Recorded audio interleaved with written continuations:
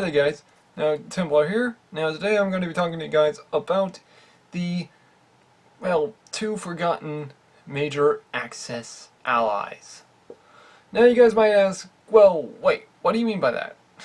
We all know about Germany and Japan. Well, that's already what you've already forgotten. Italy was already part of the Axis powers, so they're still known today as the major Axis parties.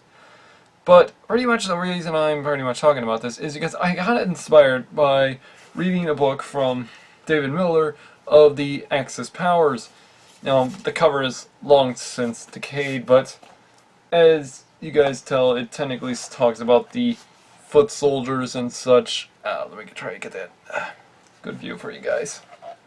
Of the Axis powers throughout the age, such as Italy, Germany, Japan, shows all their gear and equipment, and including their weaponry.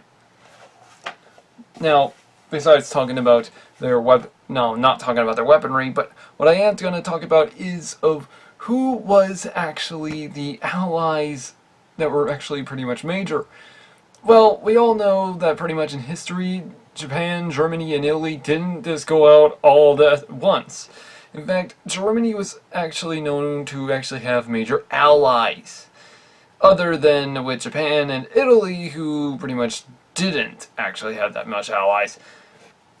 In fact, the major powers at this point in time had mercenary groups. Now, most of the time, these would be of Hungary, Austria, Slovakia, Bulgaria, and including Romania. But as well, there were also other mercenary groups from France, and including Spain and Finland, that were major parts of both Italy and the German military powers.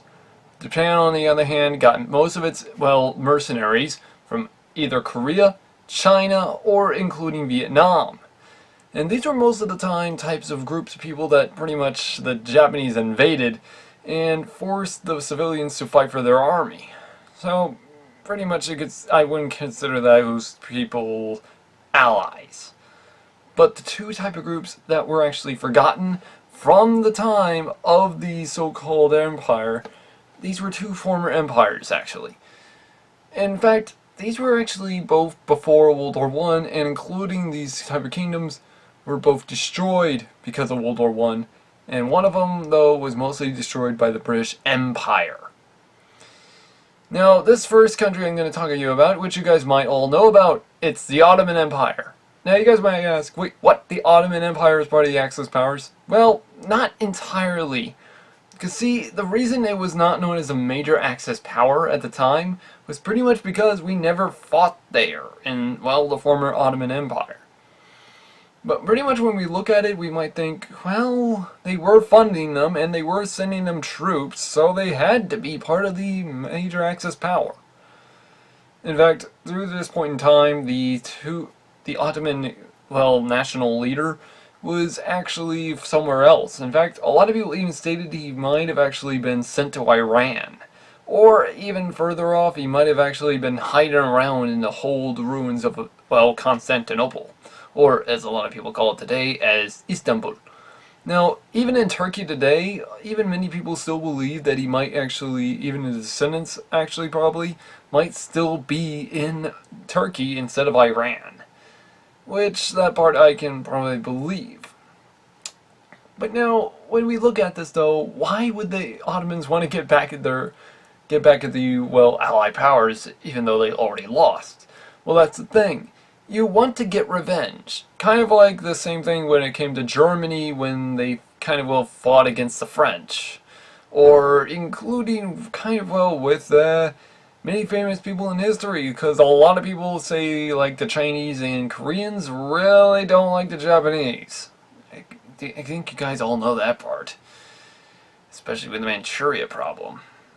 Anyways, the thing is, when it comes to these type of things, people want their revenge, and they want their empire back. In fact, the Ottomans were good with being with their people. In fact, they ended up creating a massive empire for their people, and as well brought an industrial age to the Arab kingdom. In fact, if it wasn't for the Ottomans, we wouldn't see a lot of, technical advances in the Arabic region. Unfortunately, with the fall of the Ottoman Empire, so did also fall the idea of the Ottomans actually creating a more kind of like Western idealized system of, well, pretty much of the Arabic world. It would be kind of like the United States is today, almost. But the thing is, the reason why the Ottomans failed to become known as a major Axis power was majorly because of the fact their leader was killed off in a matter of days soon after the Ottomans joined. Now, the one that actually did join would actually be his grandson, and actually would further lead the Ottomans to victory, especially against the Arab kingdoms. Unfortunately, it failed miserably, and as well, the coup failed. It was finally decided that in 1943 that the operation for the Turkish people to be finally realized as the true heirs of the Ottoman Empire were finally over. On that note, there's also another empire that pretty much no one knows about. And this is actually probably one of the weirdest ones and forgotten ones, which I can see actually of how it's known as the Kavashket of Egypt. Now, if you guys don't know about this, wait, what? This is actually a type of kingdom that was first stated by the Ottoman Empire. That was until the British came around. Now, during this point in time, this didn't seem like this sounded kind of like a good idea at first, don't get me wrong. That would be until the British didn't give up claim of Egypt for a while. Yeah.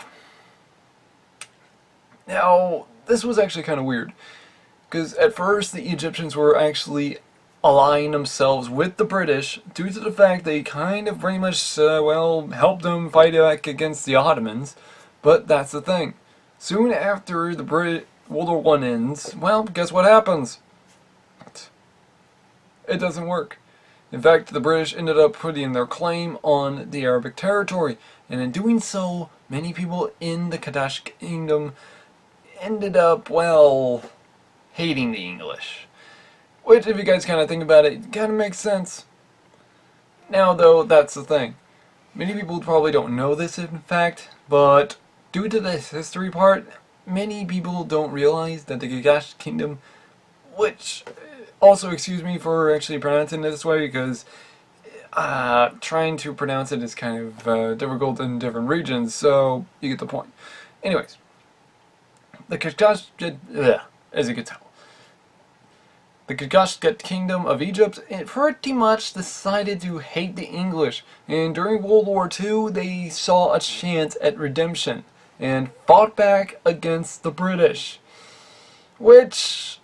succeeded at first. That would be until the United States would come in and kick the Nazis back out, so... yeah, as soon as that happened, the British actually focused on this little rebellion, and pretty much, well, got rid of it. Now, the leader would known to be as Akhtach Ambul Babet, who pretty much was actually the so-called Adolf Hitler of Egypt. I guess you might call him that. In fact, there is no poems about him, there is no story about him, in fact, they don't even have a history about him, due to the fact he kind of actually killed off a lot of, well, Egyptians. Just because they were either friends with British people, or if they were friends with a foreigner. Now, that's actually kind of scary to think. But as well, if you were a Christian living in these lands of Egypt, you pretty much would even be killed just because you're a Christian. Kind of sounds like ISIS if you ask me. But yes, these were actually pretty much the two forgotten kingdoms of the major Axis power, in which would have actually become part of it. Now, don't get me wrong, they did actually become a major threat to the Allies, especially when they nearly cut off all oil supply, but that's it. It ended after that. After which, pretty much, we don't hear much about them.